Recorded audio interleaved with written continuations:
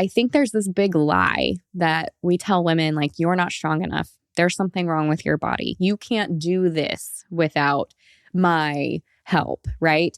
In any capacity. I think we are really discounting and taking away from women the beauty that is birth, the power that is birth. And I don't think that's fair.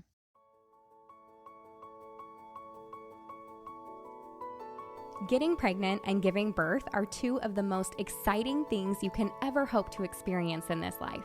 The moment you think you could be pregnant, you're frantically searching for all the best information, which is why you're here today. I'm Stephanie King, and with my many years of experience as a professional childbirth educator, doula, and lover of all things pregnancy, birth, and postpartum, I'm here to make preparing for your birth enjoyable, empowering, and totally easy. Each week, I'll cover different topics, interview professionals, and get into the nitty-gritty birth stories from mamas just like you. And when you're ready for more, you can join me in the My Essential Birth course at myessentialbirth.com, where I take you step by step through exactly how to prepare your mind, body, spirit, and partner for a birth you love. So let's get started.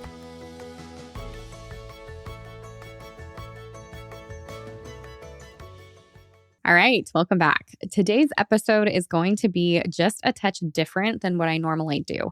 I was kind of thinking about what you guys need to hear, really pondering on what's going to be helpful and useful to you moms that are pregnant and coming up to birth and getting ready for all of these big decisions in your life.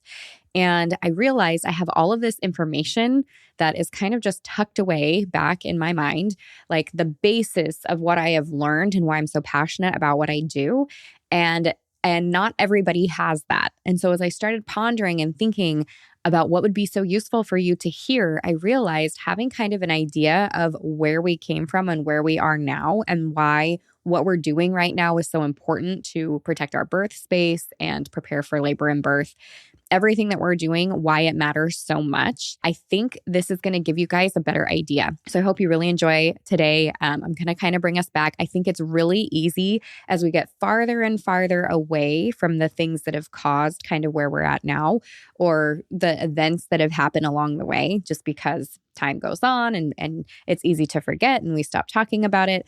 We maybe get a little bit blurred on why things are the way that they are. And when I'm talking about maybe some of the system or, systems that are broken, and particularly when we're talking about hospital birth, like the things that we feel like we have to be knowledgeable about and that we're kind of up against when we're in those settings, that's what I want to kind of dive into today. So just as a general, like for example, induction, cesarean birth, breaking the bag of waters during labor, just any kind of like extra thing that we do during that.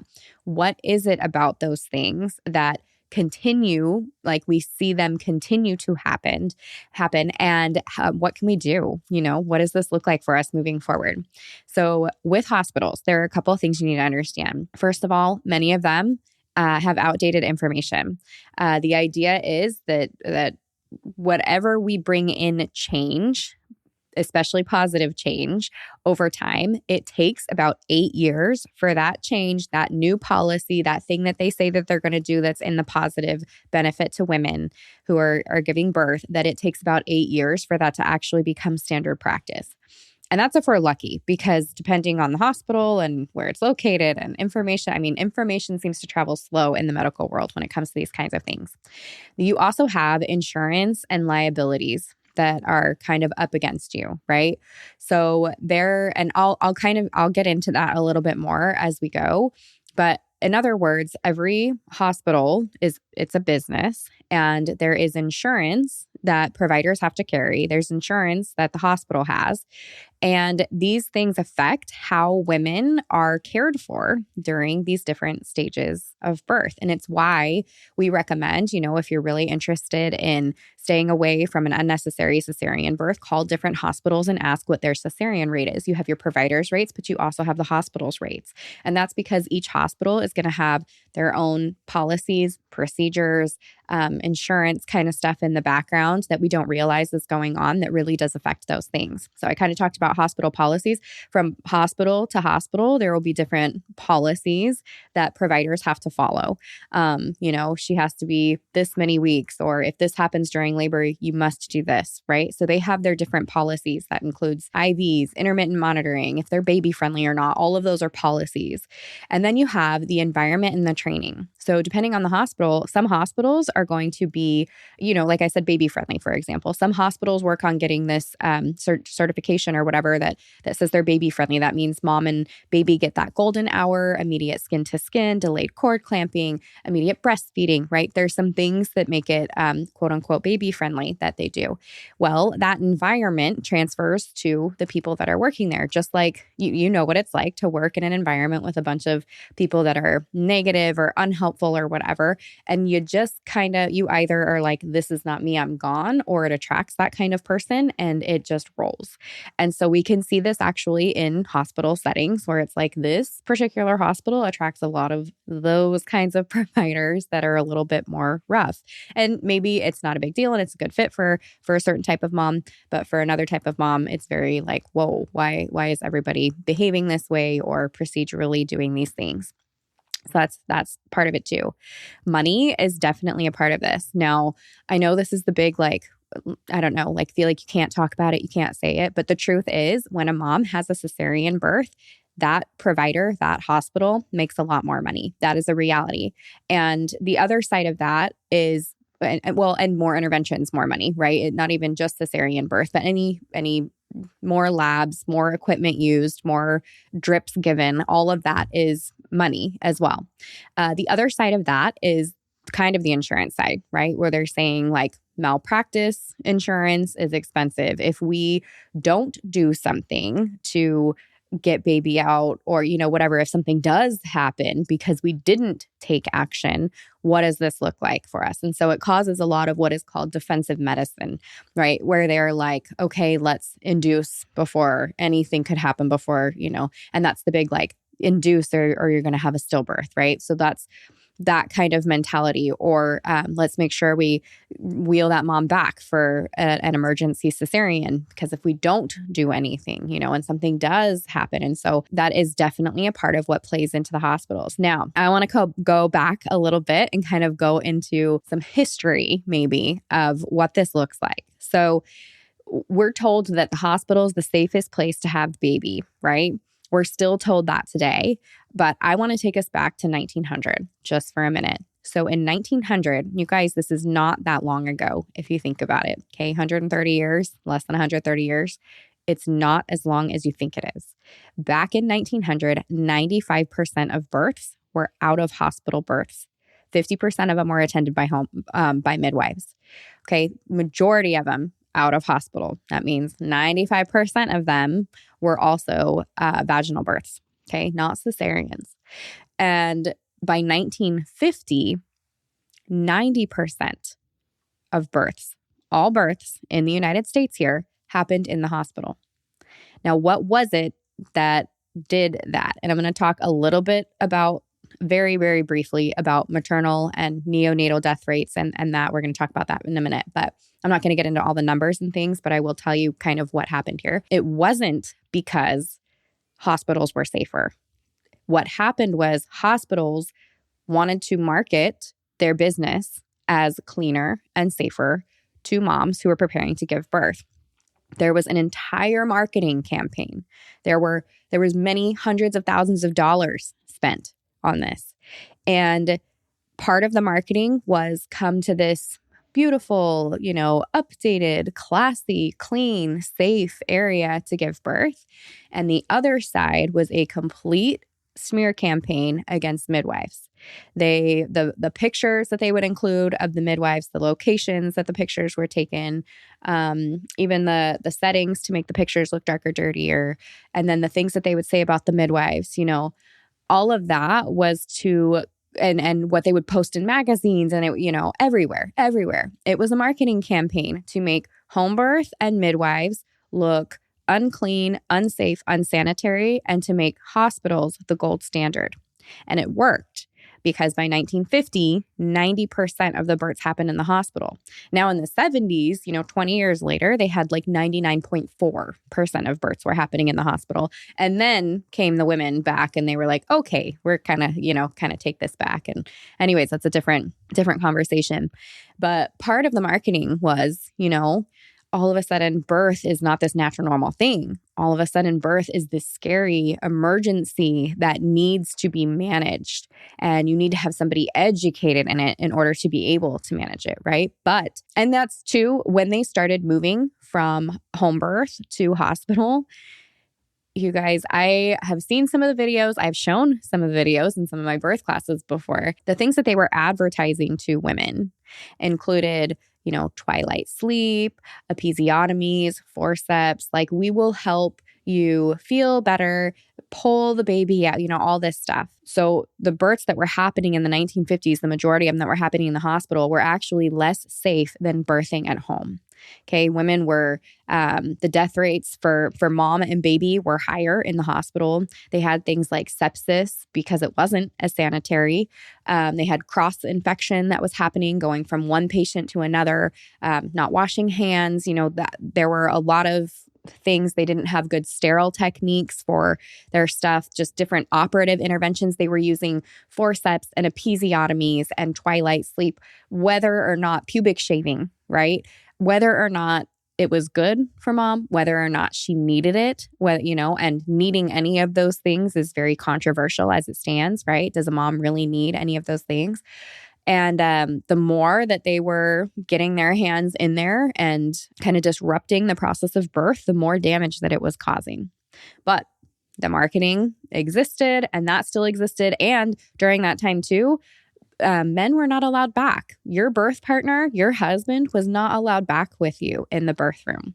And that became a big problem for women because in our most vulnerable state, who do we want next to us? But the person that is our provider and our protector, our other half, that is who should be with us. So believe it or not, these women in the 50s going into birth on their own. And if you guys aren't familiar with twilight sleep, that's something, go ahead and Google that. Maybe don't if you don't want to have nightmares kind of thing, but you don't need to necessarily see the videos of it. But the moms were literally strapped down. They were drugged. They were, reeling to and fro. It's not that it made it less painful. It's that it made you loopy and sometimes even violent. And imagine going through birth like that. We already today, we use an epidural. And no judgment one way or another, but we use an epidural and that already numbs, we have something that quite literally numbs the pain. It also numbs sensation. And part of giving birth is sensation. It is a good thing to feel a certain amount of sensation. And some women, including myself, when we give birth naturally, all of the sensations lead into that next step of motherhood.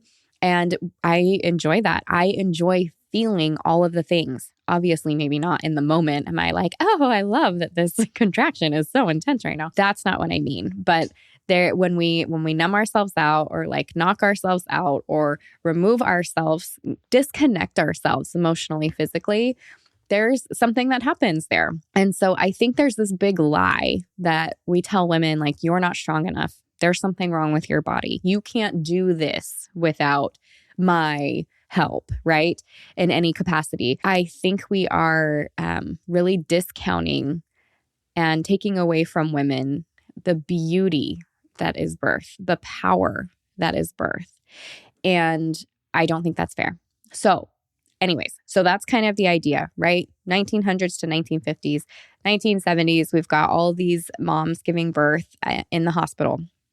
And these death rates are not doing better. They're actually doing worse.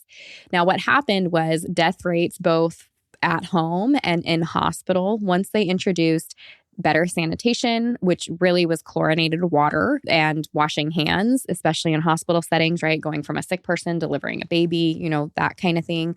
Nutrition, we've really upped our nutrition standards, whether you're at home or you're, whoever you are here in the United States. That's something that we talk about is nutrition.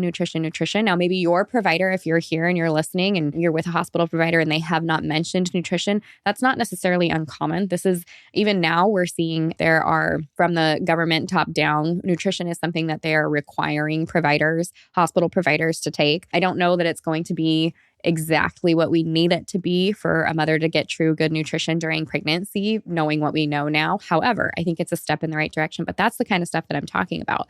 And then we've got our housing, right? The housing situation back in the 1900s versus today, and what we have opportunities for, and, air conditioning and clean homes and vacuums and, all the things that help us live a nice, clean, happy, long life. Those things were not the same then that they are now. And that's something to look into. So remember I was talking about C-sections. Even in the 1970s, C-sections were at 5 to 6%. So that's when majority of moms were giving birth in the hospital even. Today, we're at 32%. That's 1 in 3. So what happened? Okay, here's the other side of things. It's just been proven throughout history. Anytime that we try to overmanage, figure things out from a perspective that doesn't necessarily need to be figured out. In other words, turning that safe, happy, comfortable birth into an emergency situation that needs to be managed. Anytime that we do something like that, we interfere with the natural progress of something that can happen naturally, and there are repercussions for that. So electronic fetal monitoring is one of them. This is why I highly recommend to moms, unless you, for whatever reason, feel most comfortable being monitored the whole time. Electronic fetal monitoring during labor has been proven to increase interventions and increase the cesarean rate because of false readings. So the more you are looking at that baby's heart rate, the more likely you are to think that there's something wrong when there's not. Babies go through all different kinds of, they're being squeezed, they're being pushed, there's a lot that's happening in there. They're turning, moms, breathing differently at different stages of labor. There's a lot of reasons for a baby's heart rate to fluctuate throughout labor. We've gotten good. It is good to monitor the baby's heart rate, but even now it is still proven that the more you monitor that heart rate, the more we are jumping in and intervening when we don't necessarily need to. And that's important to know. So when we tell moms you can do intermittent monitoring, meaning they'll do 20 minutes of monitoring for every hour rather than having it on the entire time, that has been shown to decrease unnecessary interventions. And that's one of the things we recommend. Another thing that happens is for our VBAC moms, right? Once a cesarean, always a cesarean. That has been like a long-standing thing.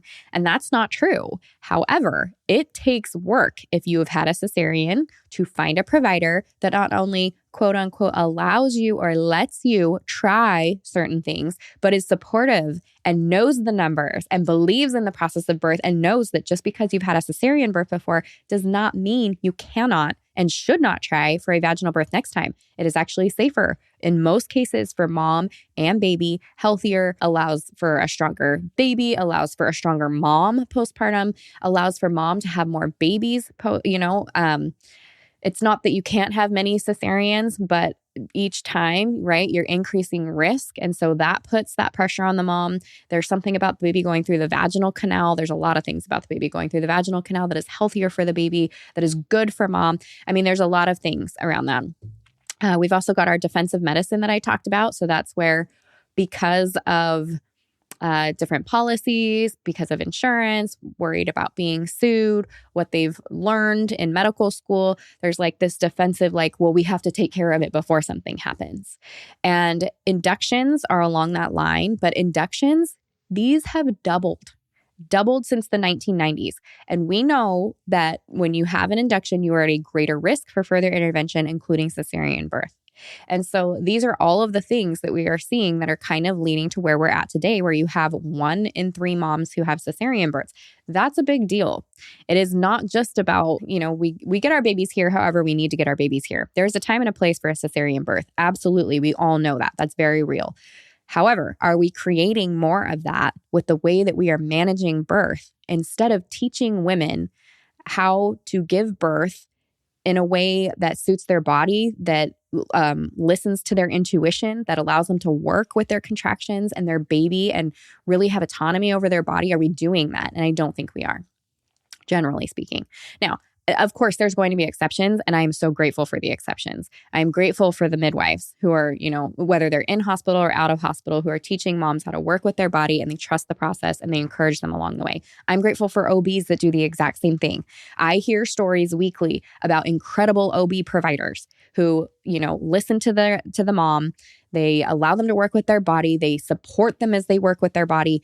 I mean, they are out there. But the problem is they are the minority. And that leaves women in this tough spot of, if I don't know, I don't know. And so thankfully you're here listening, spread the word, tell other women, because there are thousands upon thousands, hundreds of thousands of women that don't know. And that's not fair. And they're not learning it from their providers. And that's an even bigger problem. But let's keep moving on. Back to today, hospitals, it's just the way that they are. They are still a place of business. You still have providers being taught certain things about birth, and that's kind of transferring on. And like I said, it takes a while for any of that change to happen over time. Now, like I said, too, when it comes to high risk, because when I was going over, for example, the home birth versus hospital birth and what was safer and all of that, that was specific for low risk pregnancy. So low risk pregnancies put side by side. Even today, the hospital tends to be a little less safe than a home birth, low risk pregnancy that's managed well and all of that. And any transfers that usually happen early. It's not an extreme emergency, usually, right? And all of that can be taken care of at the hospital setting. Now, we saw some of this in 2020, didn't we?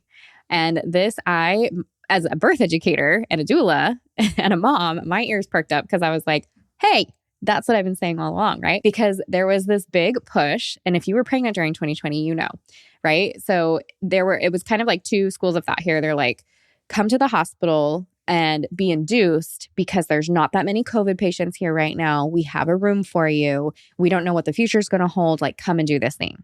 Right. So that was one. So we saw induction shoot up in 2020. It hasn't come back down. And that's the other thing. As soon as something like that happens and we allow it, it is really hard to pull that back down.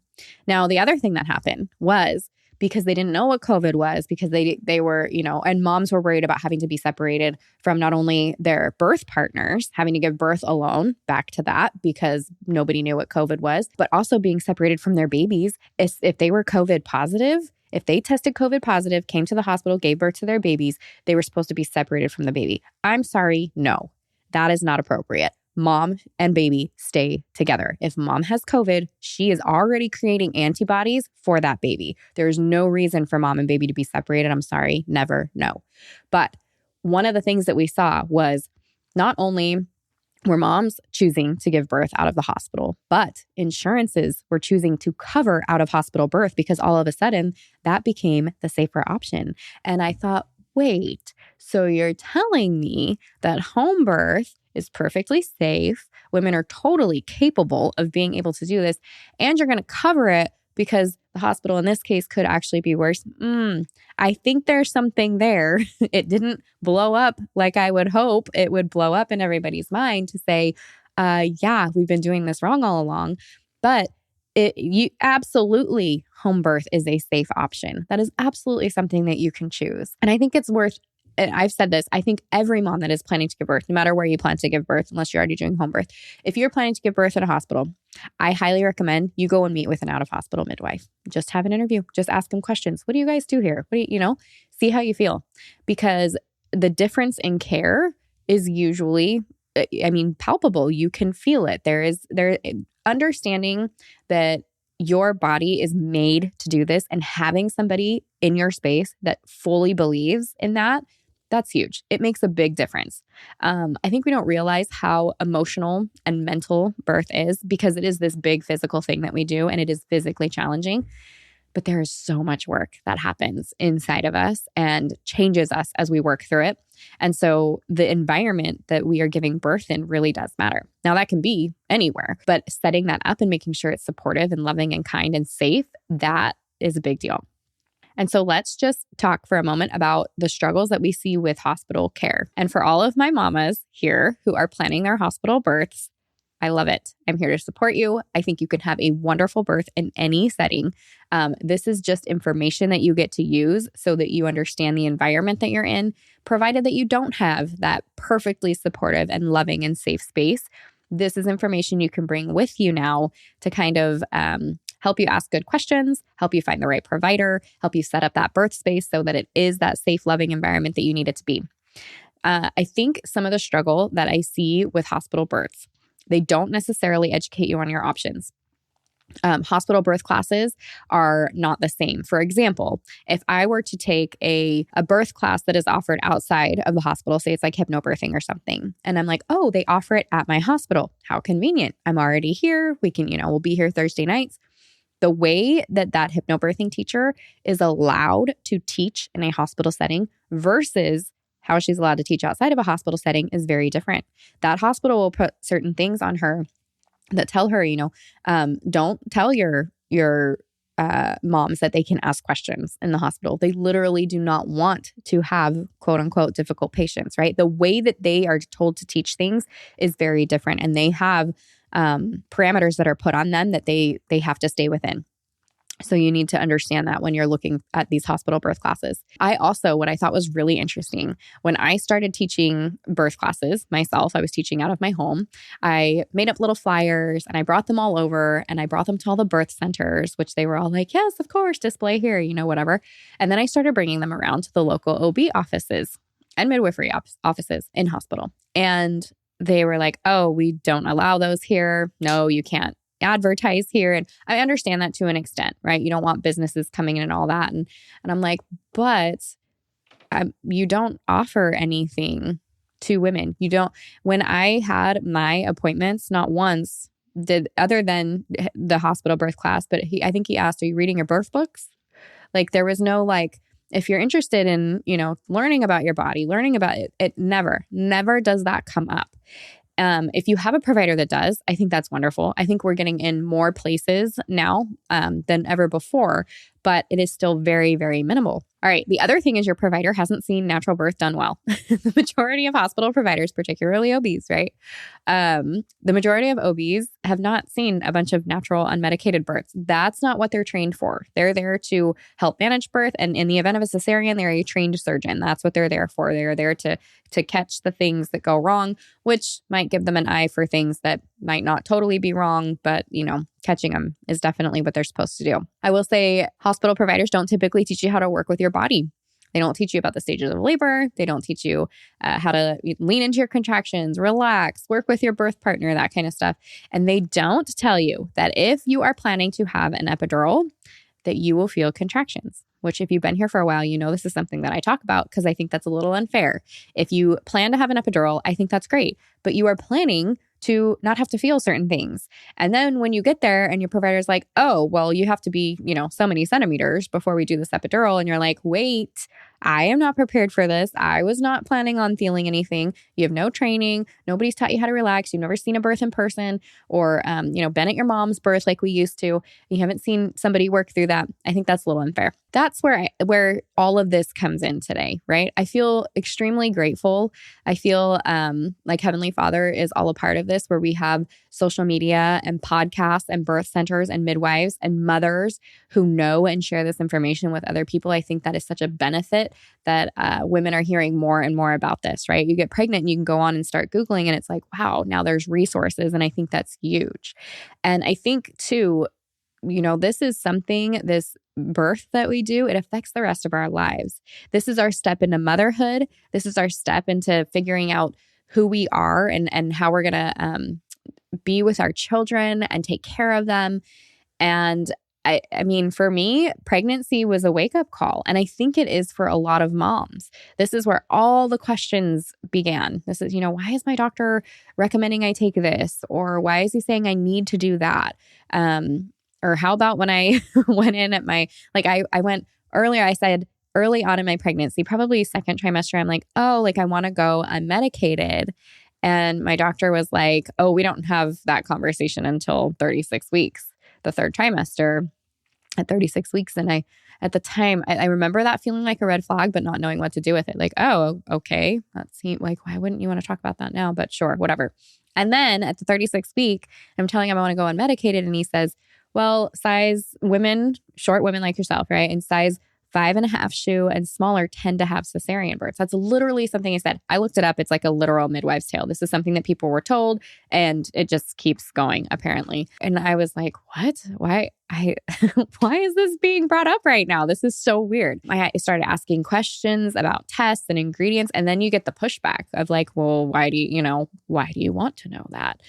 It was a big wake up call. I'm like, wait, the doctor doesn't know everything. That means I have to know something. I have to get this figured out. And I think that transfers to our children, right? Because it's like that first step. And it's like, oh, I got to figure out how to advocate for myself because I got to figure out how to advocate for my kid. And it's when you have your baby, you're like much more likely to say, that's not happening. No, right? You can kind of be coerced maybe into some things, but your children, no, that's the whole like mama bear that comes out. So, and then that kind of leads us to, so how do you educate yourself? How do you learn what you don't know? That was a big one. That's a big one, I think, for most everyone, especially that does get educated, like, holy cow, I didn't know that I didn't know. And the reality is you can't and shouldn't rely on your provider to help you understand the stages of birth or how to work with your body or techniques. They're going to make it easier and more comfortable for you to walk through all the things or the options that you have for your birth, or all the twists and turns and crazy places that you can end up during your labor, and how to deal with those things, how to communicate about those things. They don't teach you that you can say no to anything. Did you know that? You can say no to anything. You don't need to have vaginal exams. You don't need an IV. You don't need to wear the robe. You can do the intermittent fetal monitoring. I mean, you can say no to almost anything. Like, it's your body. You don't need to have the GPS test. You don't need to have the gestational diabetes test. I'm not telling you to not have these things. I'm saying you can literally say no to anything, but nobody's going to tell you that. Now, what I will tell you that I think is incredibly important for every mom to do is to get educated, to get really knowledgeable, to understand your options, to know how to work with your body. I think that's extremely valuable information, especially going into such a vulnerable state where we're giving birth and you don't want to feel like birth happened to you. I've been there. I've experienced that. It doesn't feel great. And when you can kind of stand in this place of confidence and empowerment and excitement for the birth that's coming up, I think that is where the gold is. And it's also not about where you give birth, because you can have an excellent birth in any location. It doesn't matter if it is a hospital. It doesn't matter if it's home birth. It doesn't matter if you choose to use an epidural or go completely unmedicated. However you choose to give birth is wonderful. And I think that it is really important that you have all the information available to you so that you can make good decisions for yourself, your body, your baby. And this is what an excellent birth course is for. An excellent birth course should take you through from the very beginning, laying that foundation of being healthy and low risk, understanding how to make informed birth decisions, giving you techniques to practice and learning how to master those techniques so that you know how to work with your body, building your dream birth team. You guys know how passionate I am about this, not just your provider, although it absolutely needs to be your provider, but how are you going to train up your birth partner? What is your doula going to be doing or your mom or whoever you have in your space?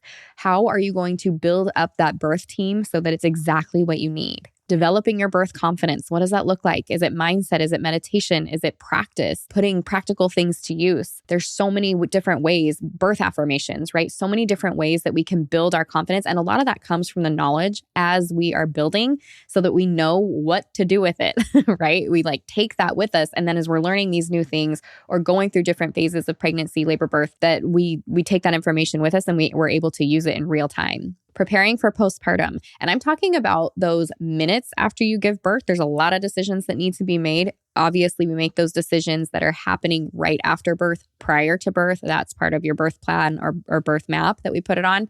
But, what vaccines are you going to be getting your baby? Do you want immediate skin to skin? Do you want delayed cord clamping? Do you need, immediate breastfeeding? If there is an issue with the baby, do you want him to be on your chest? Do you want them to be taken to the incubator? If baby goes to the NICU, do you want dad to follow baby or stay with you? Who goes with baby, right?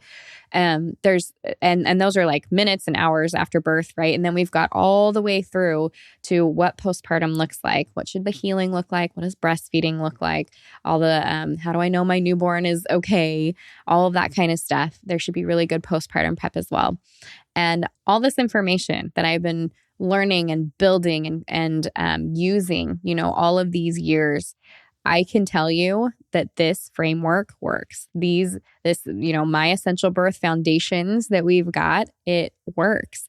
And it gives you the power, the confidence, the knowledge, the strength, the everything that you're going to need to be able to go into that birth space feeling prepared and ready and excited instead of nervous and fearful and confused. So obviously, I would love for you to join me in the My Essential Birth course at myessentialbirth.com. But no matter what you do, know that there are systems happening. It has nothing to do with you. Your body is not broken. You are fully capable of giving birth in the most wonderful way. And I hope that you find the support and the strength that you need in order to be able to do that.